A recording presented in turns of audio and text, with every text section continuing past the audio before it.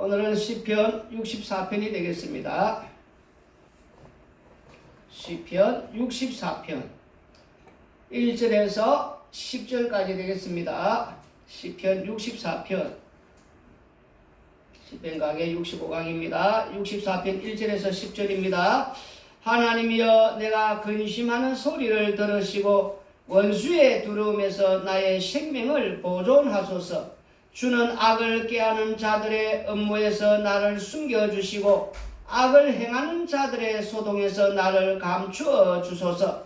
그들이 칼같이 자기 혀를 연마하며 화살같이 독한 말로 겨누고 숨은 곳에서 온전한 자를 쏘며 갑자기 쏘고 두루하지 아니하는도다. 그들은 악한 목적으로 서로 격려하며 남몰래 올무 놓기를 함께 언언하고 하는 말이 누가 우리를 보리요 하며 그들의 죄악을 꾸미며 이러기를 우리가 묘책을 찾았다 하나니 각 사람의 속뜻과 마음이 깊도다. 그러나 하나님이 그들을 쏘시리니 그들이 갑자기 화살에 상하리로다. 이러므로 그들이 엎드러지리니 그들의 혀가 그들을 해함이라. 그들을 보는 자가 다 머리를 흔들리로다. 모든 사람이 두루하여 하나님의 일을 선포하며 그의 행하심을 깊이 생각하리로다. 의인은 여호와로 말미암아 즐거워하며 그에게 피하리니 마음이 정직한 자는 다 자랑하리로다. 아멘. 오늘 시편 64편의 이 제목을 칼과 같던 혀로 정했습니다. 다윗의 시 여기 보면은 이제 64편에 인도자를 따라 부르는 노래라고 이제 표제어가 나옵니다. 우리가 늘 말하지만은도 이 시편 세상의 그런 어떤 시를 읽듯이 그런 어떤 문학적인 그런 어떤 방식으로 읽고 또 이런 어떤 해석을 해서는 안 되는 겁니다. 성경에 나오는 이런 모든 이 말씀은 성령의 감동으로 되었습니다. 시편도 역시 성령의 감동으로 쓰여졌다고 디모데후서 우리가 3장 우리가 16절 베드로서 1장 21절 나오지 않습니까? 성경 전체가 성령의 감동으로 쓰여지기 때문에 이 성령의 감화 감동을 우리가 먼저 받아야 됩니다. 우리 요한복음 14장 26절을 읽어보시면은 요한복음 14장 26절 보혜사 곧 아버지께서 내 이름으로 보내실 성령 그가 너희에게 모든 것을 가르치고 내가 너희에게 말한 모든 것을 생각나게 하리라. 보혜사 성령님이 오시면은 우리가 이제 이 하나님께서 하신 이 말씀을 이제 생각나고 가르치게 하는, 다시 말해서 하나님의 말씀은 하나님께서 우리에게 알려주는 계시입니다. 하나님의 자기 계시입니다. 하나님은 어떤 분이신가 알려주시고 또한 우리의 죄를 기억하고 또 이렇게 알려주는 그런 말씀이다 말입니다. 그러니까 성령의 감동을 우리가 받지 않으면은 이런 것을 이해하고 우리가 알 수가 없어요. 그래서 하나님의 말씀을 읽기 전에 에베소서 1장 우리가 이 17절의 말씀해 보시면은 에베소서 1장 17절 우리 주 예수 그리스도의 하나님 영광의 아버지께서 지혜와 계시의 영을 너희에게 주사 하나님을 알게 하시고 너희 마음의 눈을 밝히사 그의 부르심의 소망이 무엇이며 성도 안에서 그 기업의 영광의 풍성함이 무엇이며 그의 힘의 위력으로 역사하심을 따라 믿는 우리에게 베푸신 능력의 지극히 크심이 어떠한 것을 너희로 알게 하시기를 구하노라. 그래서 에베소서 1장 17절에서 19절의 말씀 따라서 지혜와 계시의 영을 받아야만이 하나님께서 우리에게 부르신 그 부르심의 그런 어떤 그 내용과 또한 그 영광의 기업의 그 강력함, 그런 능력 이런 것들을 우리가 전체적으로 알 수가 있다는 거예요. 그래서 이런 것들을 통해서 우리가 이 말씀을 읽어야만이 이 말씀이 보인다는 거예요. 그냥 아무 때나 말씀 읽고 내 나름대로 지식 가지고 그래서 말씀을 어떤 구조를 이렇게 착착착착 분해하듯이 분석하듯이 그런 어떤 형식으로 말씀을 보면은 하나님의 말씀은 보이지 않는다는 거예요. 하나님의 말씀은 성령의 감동으로 되기 때문에 반드시 이 성령을 받아야 된다는 거예요. 성령을 받아야만이 성령에 의지해야만이 우리 하나님의 말씀이 이렇게 생각나고 또 기억나고 가르치게 하기 때문에 또 우리가 함께 하시면 또 알고, 더 나아가서는 이 지혜와 계시의 영, 이런 것들 기도를 하면서 이런 걸 의지해서 말씀을 봐야만이 오늘 이 말씀이 제대로 보인다는 겁니다. 이걸 우리가 먼저 알고 우리가 이제 말씀을 보도록 합니다. 1절을 보시면은 하나님이여 내가 근심하는 소리를 들으시고 원수의 두려움에서 나의 생명을 보존하소서. 여기 말씀 1절에 보니까 내가 근심하는 소리를 들으시고 라는 이 근심이라는 단어가 나옵니다. 우리가 땅에 살아가면서 인간들은 다 근심이 이렇게 있기 마련이에요.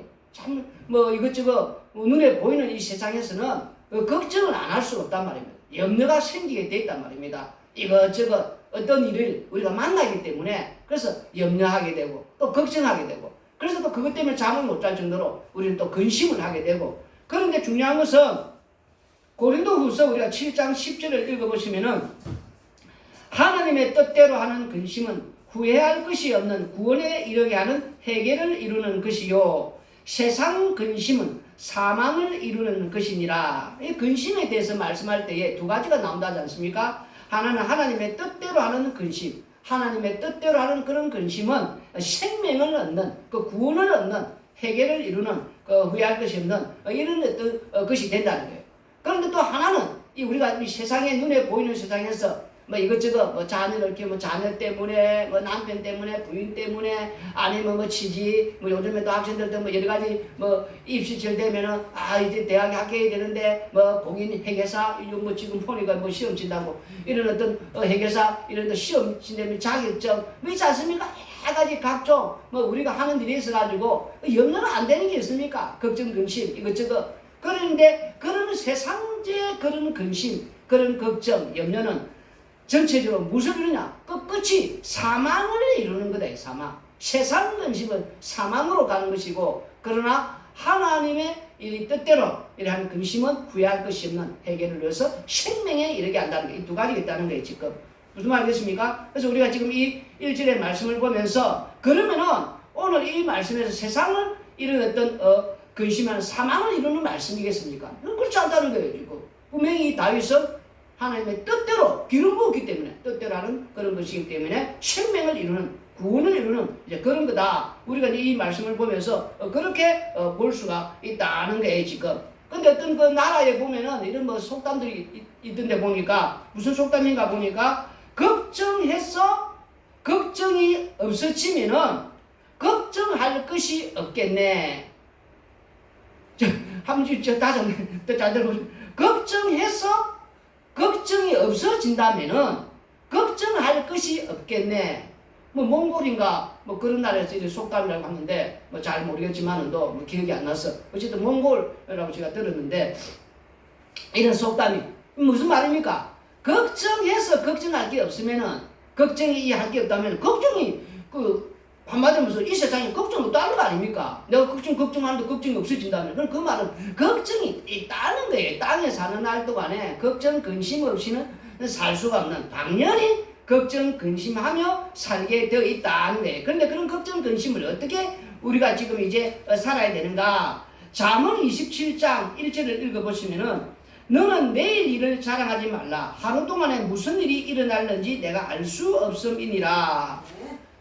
내일 일을 이렇게 우리가 지금 이제 이런 것을 생각하는데 지금 이제 이 잠언 27장 1절에서는 내일을 자랑하지 말라. 이 말은 무슨 말이냐면은 오늘 어떻게 될지 모른다는 거예요. 인생이. 우리가 장담 자꾸 하지 말라는 거예요. 나는 당연히 뭐 몇 살까지 산다. 나는 당연히 오늘 어떤 일이 안 일어난다. 그러면 지금 이 세상에서 일어나는 일들 아무 일도 안 일어나야 된다는 거예요. 다 그렇게 생각하고 살지 않습니까?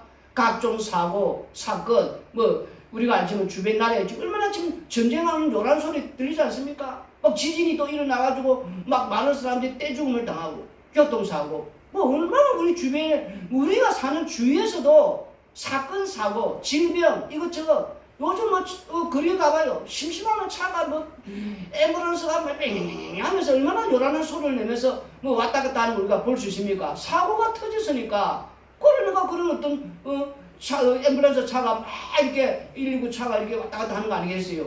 어떤 데는 보면은 소방차도 왔다 갔다 샀고 그 사건 사고가 우리가 보이는 세상에서는 알 수가 없단 말이에요. 계속 일어난다는 거예요.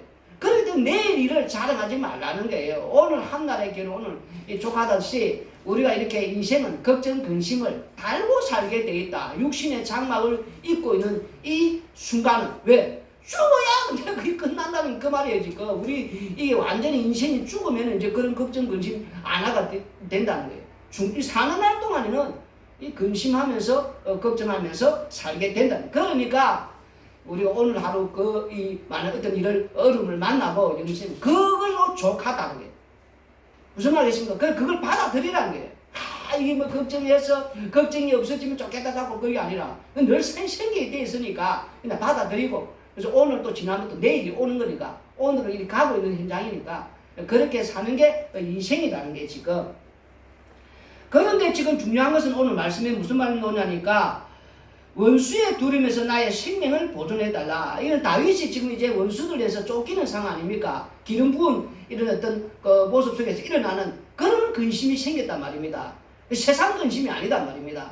하나님 앞에서 이런 이제 기름 부음으로 오는 형들의 미움, 또 사울 왕이 자기를 또 죽이려는 그런 위협. 그래서 이제 뭐 오늘은 이동굴, 내일은 저런 어떤 항우지숲 이렇게 막 광야로 이렇게 돌아다니면서 이렇게 되면은 왜 자기를 죽이려는 자들이 계속 이렇게 쫓아오니까 그런 상수에서 거기서 이제 그 근심을 근데 그 근심을 그런 속에서도 하나님이 함께하는 하나님 인도하심이 있는 그걸 지금 이제 다윗이 지금 이제 말씀을 하고 있다는 걸 우리가 보면서 2절을 보시면은 2절에서 4절 읽어보시면은 주는 악을 꾀하는 자들의 업무에서 나를 숨겨주시고 악을 행하는 자들의 소동에서 나를 감추어 주소서. 그들이 칼같이 자기 혀를 연마하며 화살같이 독한 말로 겨누고 숨은 곳에서 온전한 자를 쏘며 갑자기 쏘고 두려워하지 아니하는도다. 2절에서 4절 읽어보시면은 지금 참 얼마나 위험한 상황입니까? 위험하니까 지금 이제 이런 어떤 말씀들이 나오고 있다는 거예요. 지금 자기 이제 상황이 참 어렵다는 거 지금 우리가 지금 그것을 이제 느낄 수가 있고 볼 수가 있는데 여기 보면은 그들이 막 음모를 꾸미지 않습니까? 음모를 또 막 이렇게 막 행하고 그러면서 그 칼같이 자기 이 혀를 간다는 거예요. 우리가 이제 칼이 지금 집에 있지 않습니까? 다들 그 칼을 이제 잘 안 들면은 숫돌 위에다가 이렇게 막 이렇게 열심히 갈지 않습니까? 이렇게 서서히 퍼를 정도로. 왜냐하면 날카로워야 뭐든지 음식을 어쨌든 간에 잘 이렇게 썰고 하지. 칼이 이게 무디고 하면은 그 뭐 어떻게 썰 수 있습니까? 뭐 잘 사용이 안 되지 않습니까? 그런데 이 표현이 혀를 그런 칼같이 이렇게 간다는 거예요. 얼마나 무서운 말이에요. 악한 어떤 음모를 꾸미고 이 연마를 이 칼을 혀를 연마해서 칼같이 된다면은 이 사람을 이 혀가 죽이는 칼과 똑같다는 그런 말이에요 지금. 이게 무슨 말이냐면 우리가 이런 말 하지 않습니까? 아 저거 꼴 보기 싫은 거 저거 좀 없어지면 좋겠다. 저거 그냥 어디 가서 그냥 죽으면 좋겠다. 우리가 뭐 그런 말 하지 않습니까? 그러다 또 뭐 안 돼. 자기 일이 잘 안 풀리면 아 이 세상 이거 그냥 막 다 망해버리고 막 세상 뭐 주변 나라 지금 그런 말 하지 않습니까? 그런 또 생각들도 그리고 이 무슨 말이냐? 우리가 평상시 생각하고 마음에서 있던 것들이 이제 말로 나온다는 게 이 말은 말로. 그러니까 매일 우리가 이 혀가 칼을 이렇게 날카롭게 연마해서 갈듯이 사람들을 매일 우리가 사실은 많이 죽이고 있다는 거예요 지금 이 말로서. 그걸 우리가 좀 알아야 된다는 거예요 지금. 우리는 그걸 모르고 산다는 거예요. 자기가 뭐 하면 있지 않습니까?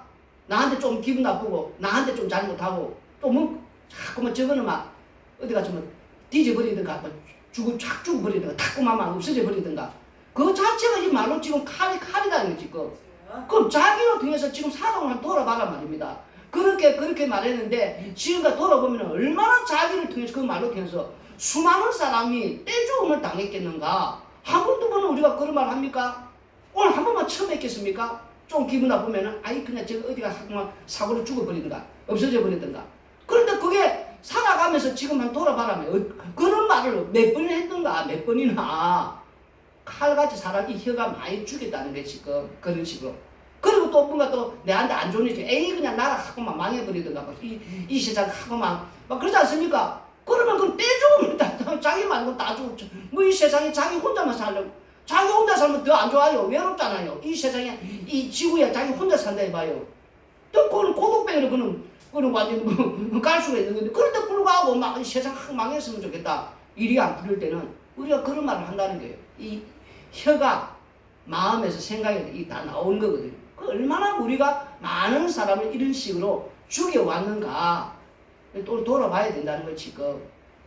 그래서 이제 이 혀가 이런 식으로 칼이라는 거예요, 우리가 칼. 그래서 지금 보면은 악을 깨하는 자들의 업무에서 나를 숨겨주시고 악을 행하는 자들 속에서 나를 감추어 주셔서 이 악을 깨한다는 것은 뭐냐면 숨어서 꼭 이렇게 나 악을 깨할 거야. 이 악한 악인들이 이렇게 모여가지고 그 사람들이 다 알도록 공개적으로 이런 악인들이 회의를 해서 그 악한 음모를 이렇게 드러나게 합니까? 그 악인들이 악을 도모할 때는 안 들켜야 되니까, 안 드러나야 되니까, 안 나타나야 되니까 숨어서 몰래 그렇게 악을 깨한다는 거예요, 지금. 그래서 이 다윗을 죽이려 하는데 숨어서 몰래 악을 깨서 저거 어떻게 해서 그냥 우리가 죽일까? 그런 이제 음모를, 그런 회의를 하듯이 이 말씀 중에서 다윗을 보면서 우리 예수님을 우리가 봐야 된다.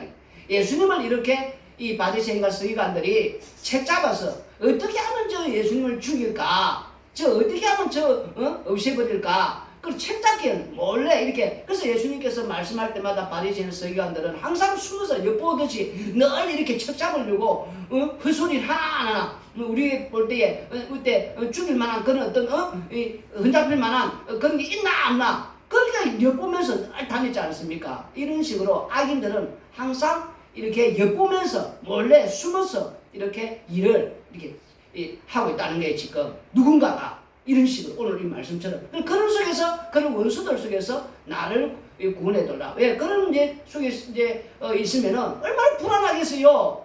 그런 악인들이 항상 내 주위에서 나를 엿보면서 뭔가 이렇게 숨어서 나를 죽이려 하는 그런 이제 뭐를 꾸미고 있다. 그 근심되지 않습니까? 걱정되고 염려되고 내가 언제 죽을지 모르니까 이런 속에서 보호해 달라고 우리는 그럴 수밖에 없다는 거예요. 지금 오늘 이 다윗을 보면서 이제 그런 어떤 상을 우리가 또 볼 수가 있다는 거예요.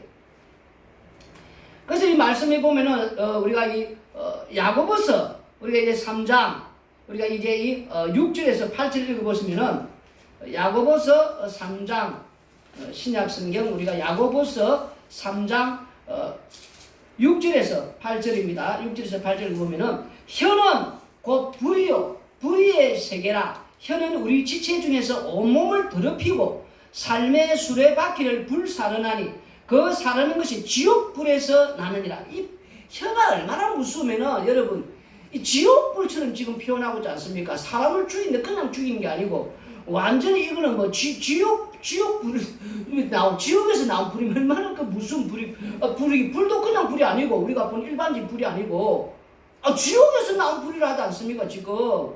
그러니까 이 불이 얼마나 그 정도로 혀가 무섭다는 거예요. 지금 사람을 죽이는데 온몸을 이렇게 불로 확 사지르듯이.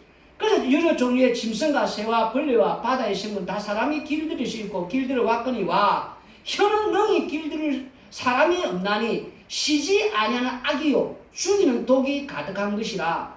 이 정도로 혀가 무섭다는 거예요. 음모를 꾸미면서 저거 어떻게든 잡아 죽여야 되는데 저거 없애버려야 되는데 막 이렇게 몰래 엿보면서 음모를 꾸미는 이런 말들을 이렇게 하게 해야 되면서 또 어떤 사람들은 아예 대놓고 이 혀가 말이 사람을 상처 주는 그런 말 우리 하지 않습니까? 비수를 팍 꽂듯이. 그래서 옛날에는 이 처음 있지 않습니까? 지금은 뭐 더 하지만은 또 처음 우리가 이제 뭐 인터넷이 생기고 거기에 댓글을 다는 그 SNS가 있고 있지 않습니까? 블로그라든지 이런 그 밑에 글을 쓸 수 있는 그럴 때에 처음 그거 생겼을 때에 뭐 지금 막 삭제하고 사는데 그거 생겼을 때에 그 연예인들이 그런 악플에 그런 어떤 그 악플 자체가 글 쓰는 자체가 사람의 생각하는 그 마음에서 나오는 걸 쓰는 거거든요. 그 자기 그 혀에서 나오는 말 똑같단 말입니다. 그런 악플로 인해서 많은 그 연예인들이 얼마나 자살하고 죽고 그런 우리가 맨날 많이 봤어요. 그 정도로 이 혀에서 나오는 이 지옥에서 나오는 불이니까 사람들 그렇게 대충 생각하면서 그렇게 말로서 사람들 많이 죽였단 말입니다. 그런 식의 무슨 말이겠습니까? 그 정도로 우리가 이 혀를 여기 말은 혀는 능히 길들일 사람이 없나니 쉬지 아니하는 악이요 죽이는 독이 가득한 것이라. 독사보다 더한 이 혀가 독이라지 않습니까? 그런데 우리는 이런 데 대해서 너무 참 별로 대수롭지 않게 생각하는 사람이 살아가면서 그냥 나오는데도 뭐 이 사람이 뭐 어떻게 되든지 말든지 뭐 그냥 말을 한다는 게 지금 말 한마디로 말조심이 없는 죽든지 말든지 그 내가 잘못한 그 한 말로 인해서 그 사람이 상처를 받는 그 이상으로 그 칼이 돼가지고 비수가 돼가지고 그 사람을 죽음으로 몰 수 있는데 불구하고 아무 생각 없이 그냥 막 말한다는 거예요. 지옥에서 나온 불이라지 않습니까? 혀가 얼마나 말을 우리가 할 때 신경을 쓰고 해야 되는데 불구하고 그렇지가 않다는 거예요. 그래서 야고보서 3장 1절에서 우리가 3절 읽어보시면은 내 형제들아 너희는 선생된 우리가 더 큰 심판을 받을 줄 알고 선생이 많이 되지 말라. 이 말은 무슨 말입니까? 앞에서는 선생님들 우리가 말하는 사람들 아닙니까? 그 얼마나 말을 많이 한가. 사람이 말을 하면 실수가 있기 말입니다. 실수. 그래서 2절에 우리가 다 실수가 많으니 만일 말에 실수가 없는 자라면 곧 온전한 사람이라 능히 온몸도 굴려 씌우리라. 3절에 우리가 말들의 입에 재갈 물리는 것은 우리에게 순종하게 하려고 그 온몸을 제하는 것이라. 그 말을 재갈 물리라는 건 뭡니까? 좀 앞에서 될 수 있도록 그 말하는 사람 안 되는 게 제일 좋아요. 말이라는 걸 사람이 하다 보면은 자기도 모르는 게 막 튀어나와요. 실수가 있다고 분명히 말하고 있지 않습니까? 자기는 실수지만 그 실수 한마디가 방금 우리가 6절에서 8절 야고보서에 혀가 지옥에서 난 불이 되지 않습니까? 사람을 죽이는 무슨 말이 된다는 거지 지금.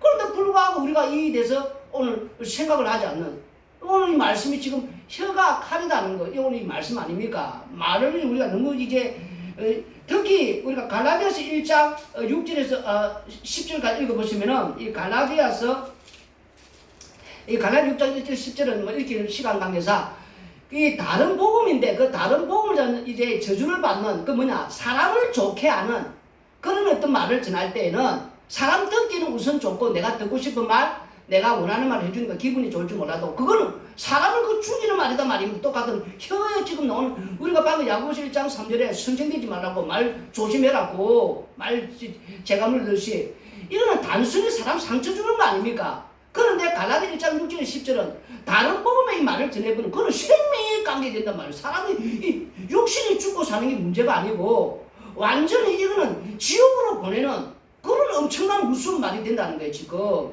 다른 복음을 전하면은 그러니까 얼마나 우리가 이 말을 조심하고 신중하게 지금 해야 되느냐. 그러니까 오늘 그런 어떤 말씀이라는데 지금 생각 없이 하지 마라. 그래서 시편 141편 우리가 이 3절에 보면은 시편 141편 3절에 여호와여 내 입에 파수꾼을 세우시고 내 입술에 문을 지키소서. 지금 이제 우리 입술에다가 우리 여러분이 우리가 이제 뭐 38선이라든지 가보면 파수꾼들 위에 높은 데서 누가 오나 안 오나 우리가 망보는 자 파수꾼 아닙니까? 파수꾼.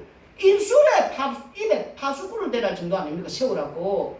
문을 지키듯이 10편 141편 3절에는 그 정도로 우리가 이 말을 왜 앞에서 말했지만 말을 나오는 말 자체가 평상시 생각하고 마음에서 나오는 그게 바로 그게 말이란 말. 말은 그냥 탁 튀어오는 게 아니고 마음에서부터 있었던 생각했던 거 그걸 타간 게 말이거든요.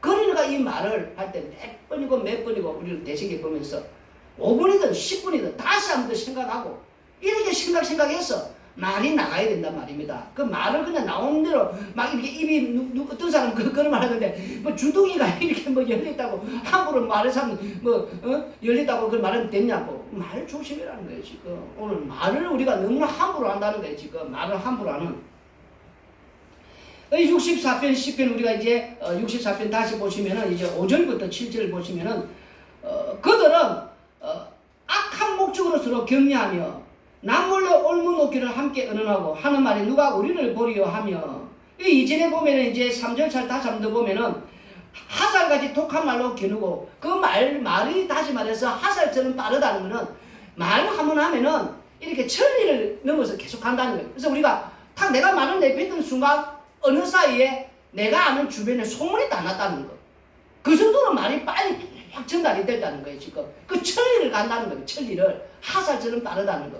그러니까 말을 신중해서 해야 된다는 거. 그리고 그 말은 또 독한 말 그래서 그런데 숨은 곳에서 온전한 줄 쏘며 갑자기 쏘고 두려워하지 아니하는도다. 그렇게 말을 이렇게 천리를 가는 그 말을 두려워하지 않고 말을 한다는 거예요. 그런 자들은 어떻게 되느냐? 악한 목적으로 서로 격려. 그런데 그런 악인들이 그렇게 말하는 그런 악인들이 모여서 나도 악인, 니도 악인인데 그 악인들이 모여서 서로서로 뭘 어떻게 하냐면은 그런 걸 하면서 격려하네, 격려. 야, 너 잘해서 서로가 덕담 주듯이 악인들이 지금 서로가 서로를 그런 악한 짓거리 하면서 서로 격려한다는 격려. 나 몰래 울문 놓기를 함께 의논하고 하는 말이 누가 우리를 보리요. 또 그러면서 그 악인들이 모여서 그런 악한 그런 회의, 지금 악독한 그런 어떤 남을 엿보면서 죽이려고 그 지금 음모를 꾸미지 않습니까? 그런 악인들이 어떻게 말합니까? 누가 알랴? 누가 우리를 악한 이런 어떤 음모를 꾸미는 걸 알랴? 누가 이런 걸 눈치를 채랴? 누가 이걸 보겠느냐? 또 그런 말을 한다는 거예요 지금. 그러면서 6절에 그들은 죄악을 꾸미며 이르기를 우리가 묘책을 찾았다느니 각 사람의 속뜻과 마음이 깊도다. 아마도 말해가지고 지금 이제 이 속의 마음하고 끝하고 지금 다른다는 거예요 지금. 끝으로는 이제 번드르는 말을 하는 거예요 지금. 그런데 속은 지금 엉큼한 악한 음모를 꾸미는 그런 어떤 마음이 있다는 거예요. 속과 끝이 다른. 우리가 지금 속으면 안 된다는 거예요 지금. 보통 우리가 잘 속지요 인간들은. 그런 걸 우리 정치인들한테 제일 우리가 놀지 않습니까? 존경하는 시민 여러분, 존경하는 국민 여러분, 진짜 우리를 존경하고 진짜 시민을 존경하겠어요 그들이? 교회 같으면 사랑하는 성도님 여러분 하면서.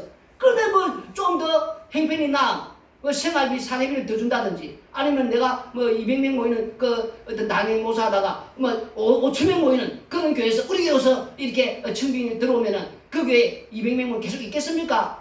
이거 부득이야 마음으로 이제 제가 사임하게 돼서 이제 가게 됐다면서 그러지 않지 않습니까? 평소에 날마다 자기 말은 사랑하는 성도님 여러분, 사랑하는 사랑한다 해놓고 그 인간이 우리가 이렇게 지금 사랑한다 그런 말을 쏘고면 안 된다는 거예요. 인생이 이 육신을 입은 사람들이 남녀 간에도 그렇고 사랑한다 그거 다 엉터리 돼요. 믿으면 안 된다는 거예요. 요한 1서 4장 10절을 보시면은 요한 1서 4장 10절에 뭐라고 되냐니까 사랑은 여기 있으니 우리가 하나님을 사랑한 것이 아니요 하나님이 우리를 사랑하사 우리들을 속하기 위하여 화목제물로 그 아들을 보내셨습니다. 사랑은 여기 있다지 않습니까? 하나님만이 진짜 거짓말하지 않고 진짜 사랑 자신마저도 이렇게 화목제물로 주시는 그 사랑은 우리가 하나님께 있다는 거예요. 하나님만이 진짜 사랑해요. 인간이 서로 사랑한다. 여러분이 이렇게 나는 국민 여러분을 사랑하고 성도 여러분을 사랑하고 이 속은 다르다는 거예요 지금. 그처럼 건드려야지만 그런 말하지만 지금 말씀대로 그렇게 하지 않는다는 거. 그 말씀이 지금 이제 오늘 이 말씀이라는 거. 무슨 말이겠습니까? 근데 그러나 하나님이 그들을 쏘시리니 그들이 갑자기 화살에 상하리로다. 그 하나님께서는 그런 자들을 가만 놔두지 않고 화살을 이렇게 당겨서 쏘온다는 거 지금. 무슨 말이겠습니까? 이 말씀을 지금 우리가 이제 공동 번역으로 읽으면 좀 더 잘 알 수 있습니다. 지금 이제 우리 개역 성경 이 정도인데 공동 번역의 말씀에 이제 5절에서 7절을 다시 읽어드리겠습니다. 저들이 악독한 일을 마음에 품고 아무도 모르게 올가미를 치면서 누가 눈치를 채랴 누가 감히 우리의 비밀을 알랴 하지만 사람의 마음속 깊은 곳을 보시는 이가 알아채시니 하나님께서 손수 활을 쏘시면 순식간에 모두 다 쓰러지리라. 하나님께서 이렇게 보고 있는 것도 모르고 딱 보고 있다지 않습니까? 하나님께서. 그래서 순식간에 그들을 이렇게 화살을 쏘아서 죽이면은 다 순식간에 다 사라진다는 거예요. 다 죽는다. 한마디로 심판을 받는다는 거예요. 심판을 안 하는 것이 아니고. 근데 우리는 날마다 이런 악인들을 부러워한다는 거예요. 10편 73편도 나오지만 악인들은 뭐든지 다 잘 되지 않습니까? 만사형통이고 성성장구고 안 되는 것이 없을 정도로. 우리는 바르게 살면 살수록 더 징계가 많고 아침마다 이렇게 징계받는 그런 어떤 말씀 속에서 우리가 흔들릴 수밖에 없는 그 나중에 성소의 성전에 들어가서 이제 야사베 씨가 그렇지 않습니까? 이들이 마지막에 최후의 심판을 받는 지옥감을 보면서 깨닫고 감사하게 되는데 중요한 건 우리 살아 있으면서 이 눈에 보이는 세상에서는 계속 눈에 보이는 것만 보이기 때문에 부러워하게 된다는 거예요. 그들의 그 승승장구하는 그런 모습이 야 정말 좋겠다 좋겠다. 우리 마음이 그렇다는 거예요. 그러나 하나님께서는 반드시 이들을 심판을 한다는 거예요. 지금 이 말씀이 64편의 5절에서 7절의 말씀. 그 다시 한 번 더 우리가 이제 보게 되면은 이 말씀이 잠언 26장 23절 27절에 보시면은 온유한 입술에 악한 마음은 낮은 은을 입힌 톡이니라. 이 무슨 말이냐? 방금 말했듯이 속은 이런 톡이에요. 겉머리는 은을 입힌 거. 속은 무너지는 이 흙, 진흙 덩어리. 그런데 겉머리는 지금 은을 입힌 것처럼 이렇게 보기 좋게. 그래 끝은 말을 번드리에 이렇게 악인들이 항상 그렇게 그러니까 말을 좀 잘하면 조심해야 됩니다. 그 사기꾼을 쓰고 항상 끝은 번드리하게 우리를 이게 속이는 그 은처럼 딱 꾸미가지고 이 끝은 그 속은 이런 진흙덩어리 악한 음모를 꾸미는 이런 식이 되어 있단 말입니다. 그래서 원수는 입술로는 꾸미고 속으로는 속임을 품나니 그 말이 좋을지라도 믿지 말 것은 그 마음에 7가지 가증한 것이 있음이니라. 여기 7가지 가증한 것이란 뭐냐면은 이 악한 악인들은 말을 할 때에 그 끝과 속이 다르지 않습니까? 이 악이 끝이 없다는 거. 7가지, 딱 7가지가 아니고 성경은 항상 7은 완전한 거예요. 완전하다는 거는 끝이 없을 정도, 악이 끝이 없을 정도로 계속 나온다는 거예요. 한마디로 막 퍼덕퍼덕 무주경처럼 이런 저 사람 속에는 도대체가 무슨 끝이 없나 할 정도로 반성이 안 될 정도로 가르쳐도 안 돼요. 악인들 여러분 자꾸 이거는 끝이 없는 계속해서 이 악인의 모습, 이 가증한 것이 계속 있다는 거. 이 악인들은 무슨 말이겠습니까? 거기 7가지 가증한 것이 있다는 거. 끝이 없을 정도의 이런 악인들은 이런 속에 그래서 66절에 속임으로 그 미움을 감출지라도 그 속은 지금 감추잖아요. 그 마음을 감출지라도 그의 악이 회중 앞에 드러나리라. 결국은 그 사기꾼 나중에 드러나가지고 다른 사람 그걸 인해서 많은 사람들이 그걸 많이 낭패를 당하는 그거 있지 않습니까? 주식을 투자했는데 깨미들이 했는데 이렇게 금융부도를 해가지고 많은 이제 그 사람들이 이게 구조조정을 하고 자기들은 나중에 보면 그 지배자들은 오히려 그런 걸 당하면은 싹싹싹 이렇게 하면서 더 배불리요. 몰라서 그렇지. 그런 악한 그 사람들은 그런 걸 통해 가지고 우리가 잘 모르는 일들이 많단 말입니다. 오히려 그걸 통해 자기들 더 재산을 굴러나가는 그러한 어떤 일들이 일어난단 말입니다. 그게 우리가 잘 은행 부도라든지 이런 게 있지 않습니까? 그러니까 환율도 조정해가지고 돈이 이게 이렇게 내리고 오르고 이런 어떤 그 국가 부도의 날입니까? 영화 같은 거 보면 그런 거 우리가 보고 있지 않습니까? 영화 한번 보십시오. 국가 부도의 날인가? 그런 거 보면은 그렇지 않습니까? 이 다 자기들 장난치는 거예요 지금 이런 거.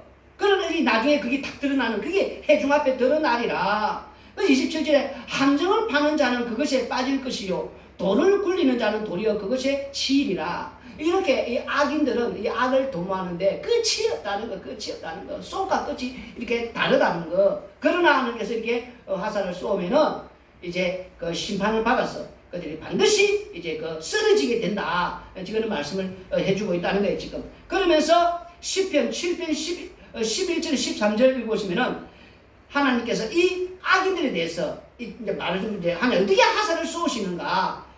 하나님은 의로우신 재판장이시며 매일 분노하시는 하나님이시로다.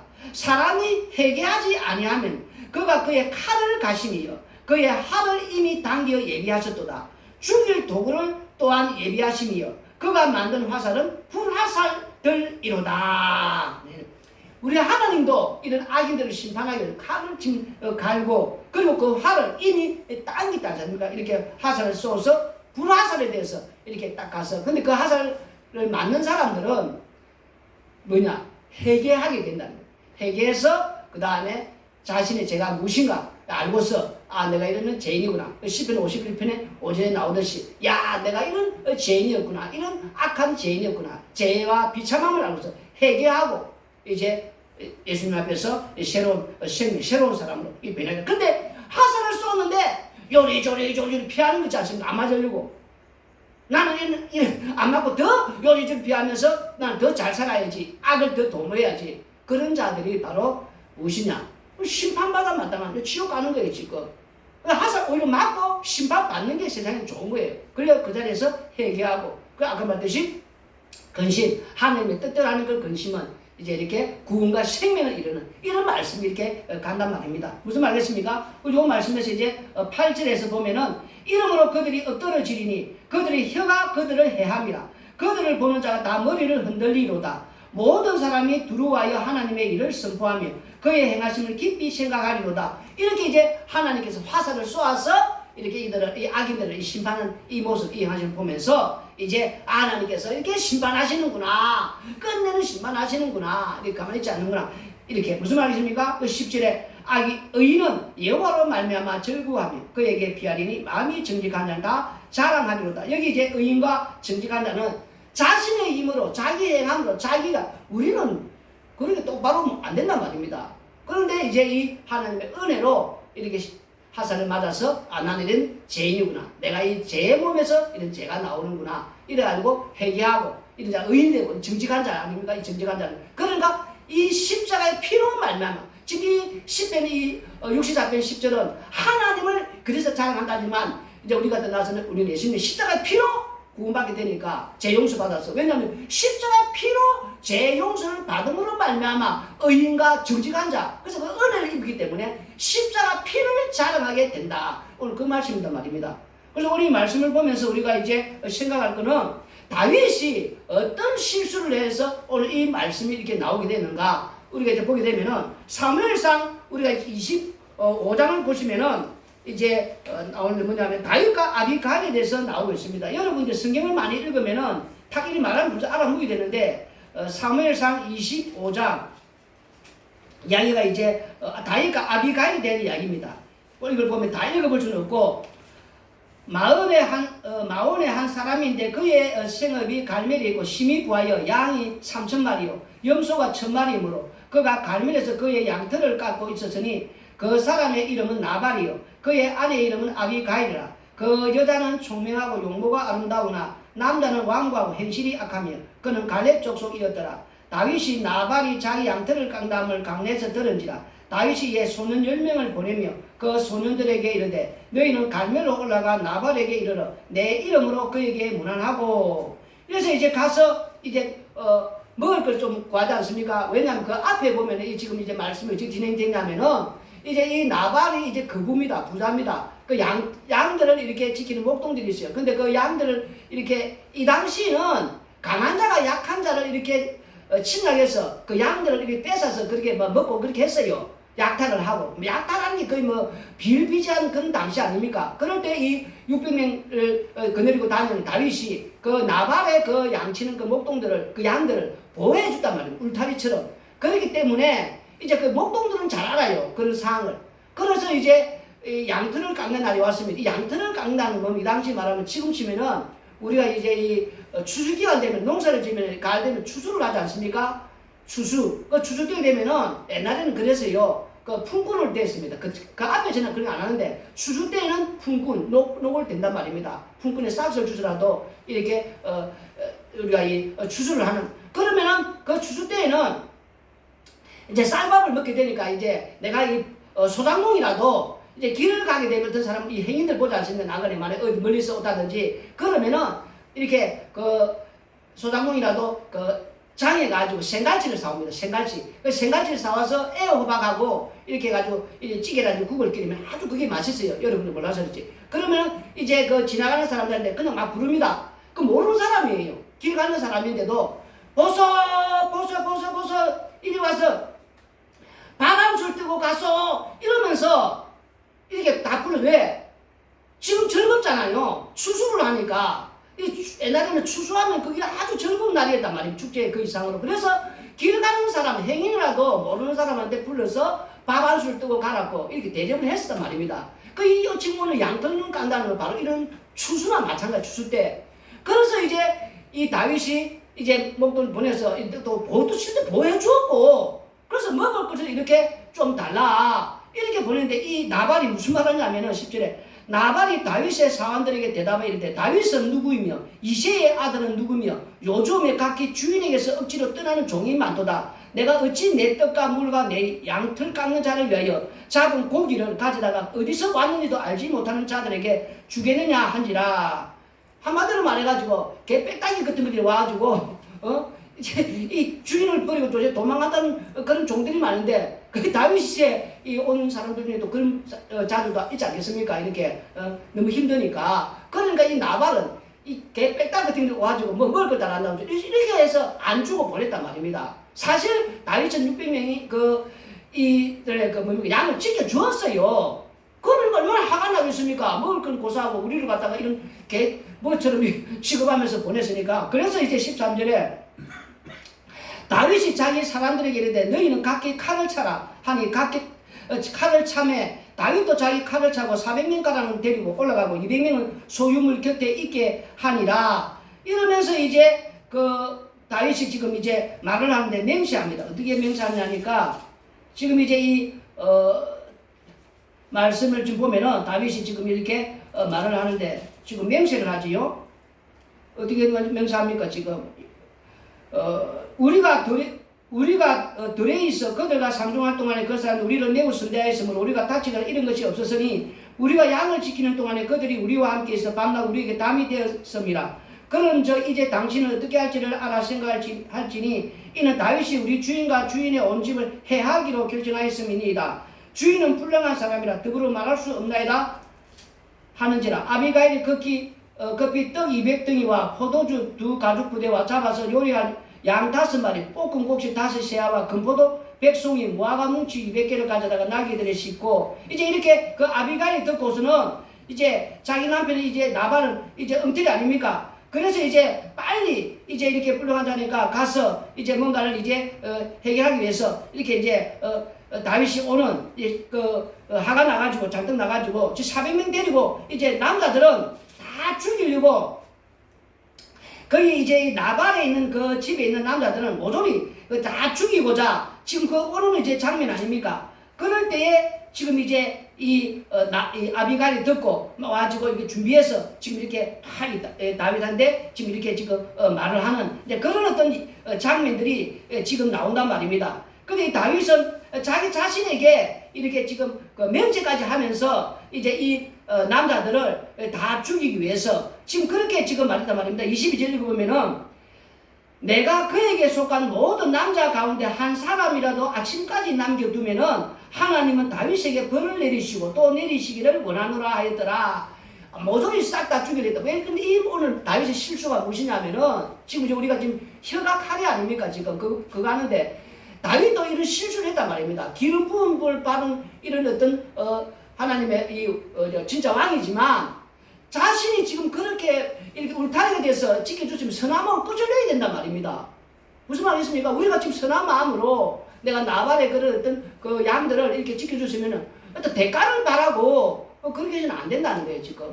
당연히 그냥 선한 마음으로 그걸 끄집어내라는 거예요, 지금. 그런데 그렇게 했는데 내가 가서 좀 먹을 걸 다른데 이 사람이 먹을 걸 안 줬다고 또 먹을 걸 안 주대서 나발이 안 주대서 거기 있는 남자들 지금 말하는 남자는 모조리 다 죽여도 자기 스스로도 맹세하면서 하나님은 나에게 벌을 내릴 것이다. 내가 이 다 안 죽여버리면은 어마어마한 지금 실수를 하고 있단 말입니다. 그거 하나 가지고 자기가 선한 마음을 했으면 끝을 내야 되는데 복수심에 지금 불타서 말로 지금 탁 내뱉었다. 말로 이게 팍 나오는 순간 이게 실수란 말입니다. 이 다윗의 죄란 말입니다. 죄.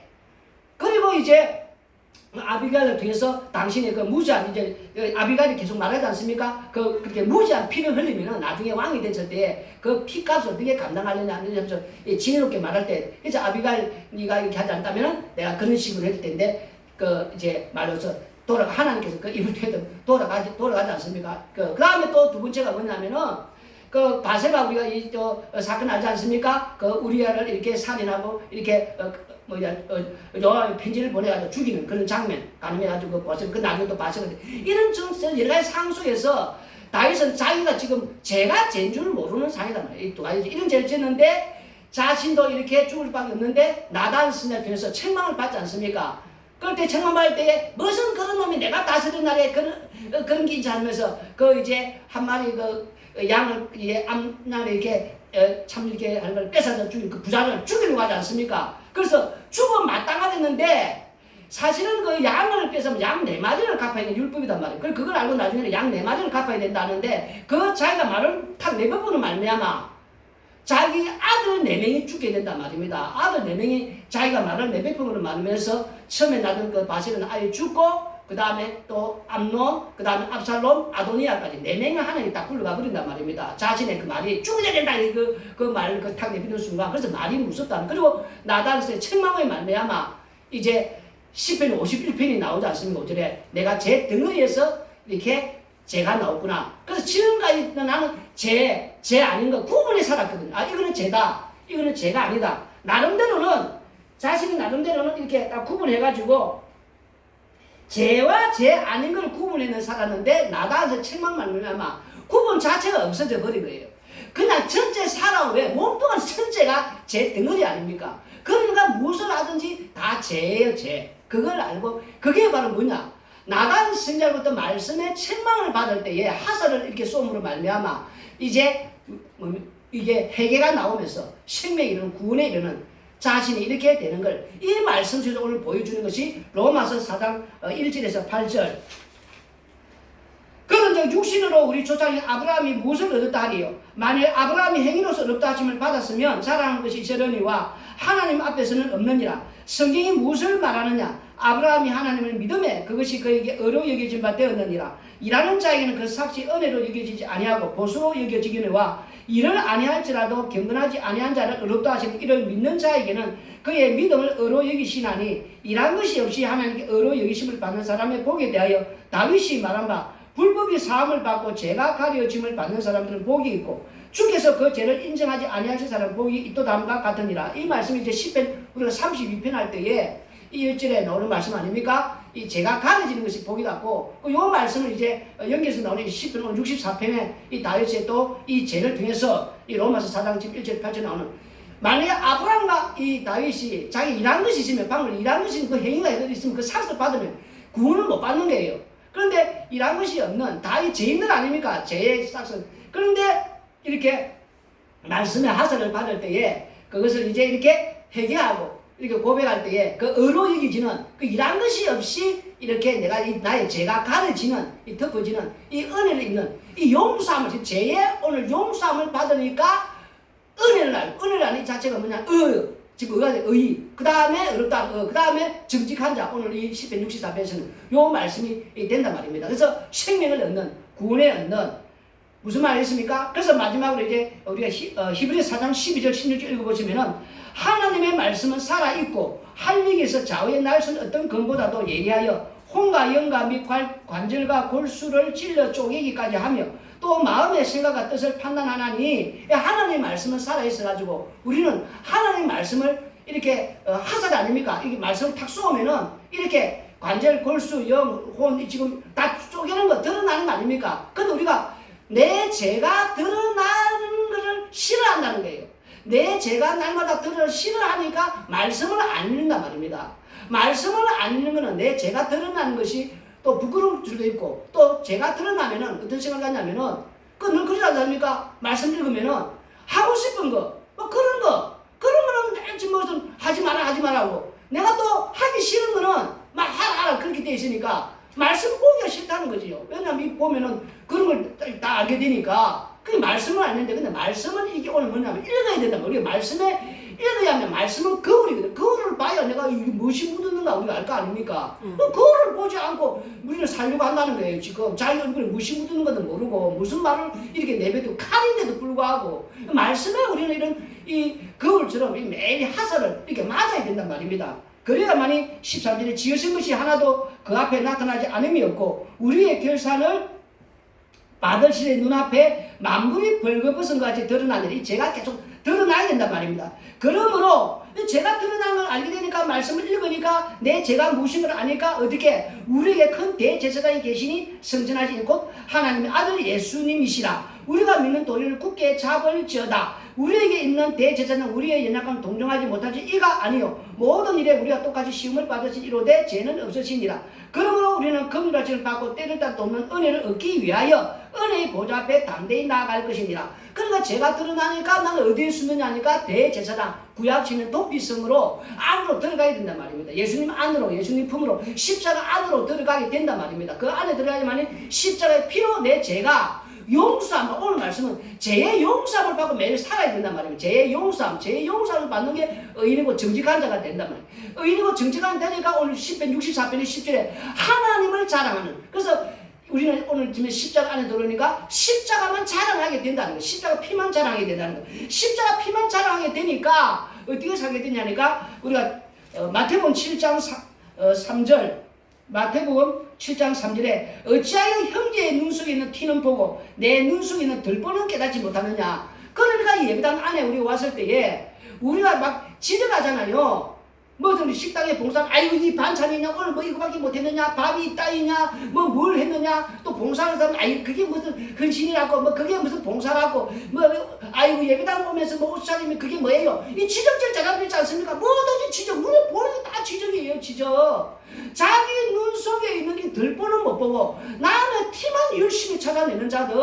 예배당이 뭐냐? 방금 말때 말씀의 이 칼을 이렇게 화살을 이렇게 받으면은 쪼개지고 부서지고 무너진단 말입니다. 그래서 예배당에는 무엇이냐? 내 죄가, 나의 죄가 들보가 이렇게 보이는 곳이에요. 내 죄가 형제들의 눈에 자매의 티는 안 보이고 내 죄가 들보가 모이는 곳이 바로 이 예배당이단 말입니다. 예배당. 왜? 말씀으로 날마다 화살을 이렇게 쏘음을 받으니까 내 죄가 팍팍팍 지금 또 막 드러나잖아요. 지금 오늘 히브리서 4장 12절 16절 말씀처럼 마구마구 드러나는 곳이단 말입니다. 마구마구 드러나니까 남의 티가 안 보이는 곳이라면 남의 티가 그렇게 지적질하고 이렇게 안 된단 말입니다. 내 들보가 남의 티보다도 내가 지적하는 분들 좀 잘 들으세요. 남 지적하지 마시고 자기 들보가 보인다는 것은 말씀을 날마다 읽고 사는 자들이에요. 말씀을 보고 말씀을 듣고 말씀을 알는 자들이 아니고 말씀을 날마다 보고 상고하니까 내 들보가 보이니까 예배당에 모이는 자들은 오늘 이 예배당이 뭐하는 곳이냐,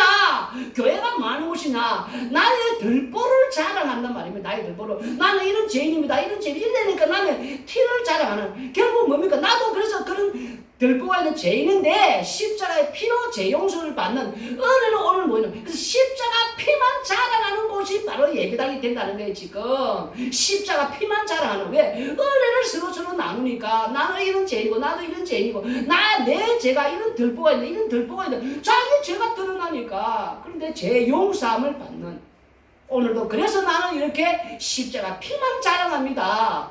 그런 자들이 모이는 곳이 바로 예배당이라는 거예요. 마지막으로 한 구절만 더 하고 마치도록 하겠습니다. 마태복음 12장 36절로 37절. 여러분 이런 말씀이 있는가도 모를 거예요. 지금 바로 말씀을 우리가 안 읽고 사니까 마태복음 12장 36절로 37절 아주 무슨 말씀이 있습니다.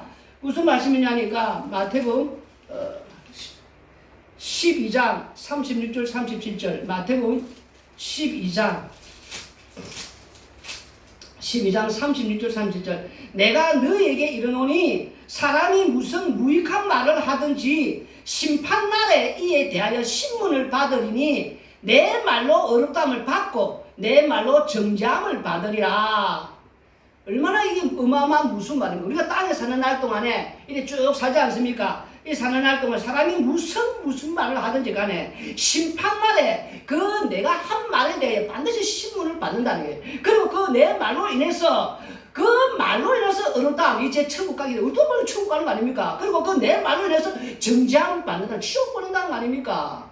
이게 지금 무슨 말 아니에요, 지금?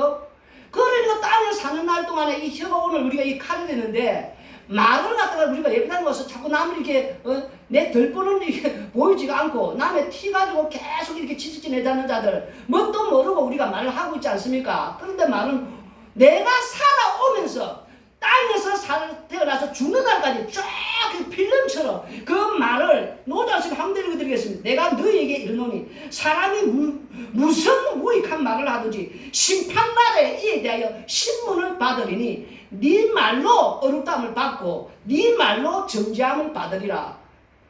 이게 지금 우리한테 가볍게 들리는 말입니까? 내가 살아오면서 주님 앞에 갈 때까지 무슨 말이든 그 말로 반드시 심판을 받는다. 심판. 그럼 그 말에 대해서 말 다 듣고 그 말 가지고 어렵담을 받고 그 말 가지고 네 정죄함을 받는다는 게 지금 이런 말들 우리는 우스개기는 그 예배당 하면 뭐 영도 안 본 사람에도 그런 말을 자꾸 성경은 66권을 다 봐야지 그런 걸 자꾸 한 거 가지고 자꾸 하면 안 돼요. 성체적으로 이런 말씀도 있지 않습니까?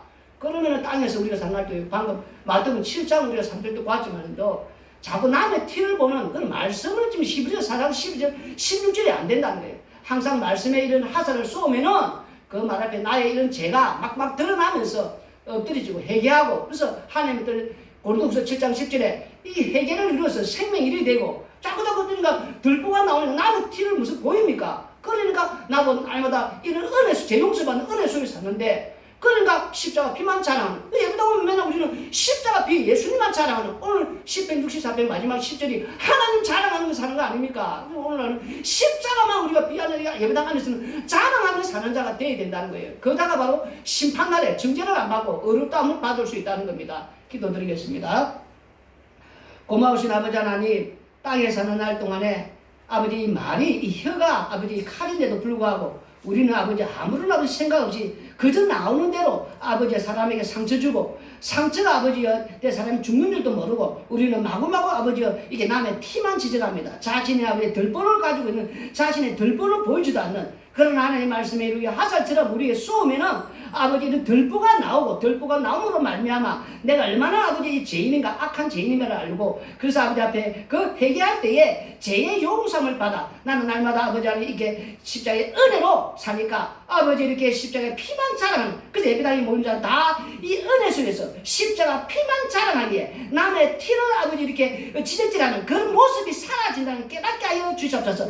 또 하나 땅에 사는 날 동안 함부로 우리가 말을 해서 안 된다는데 이 말이 모든 것이 마지막 날에 다 아버지 심판날에 심판받고 그 말로 인해서 어렵다는가 정죄한다는 이것 또한 놓치지 않고 우리가 아버지의 눈여겨보면서 말씀 안에서 항상 거울을 보듯이 우리의 죄만 계속 나오면서 이 죄 덩어리가 죄만 나온 줄 알고 매일같이 회개하고 또한 아버지의 은혜를 감사하면서 사는 그 사는 아버지의 다른 사람들에게 이런 악한 말이 나오지 않는다는 것 또한 깨닫게 하여 주시옵소서. 예수님 이름으로 기도드리옵나이다.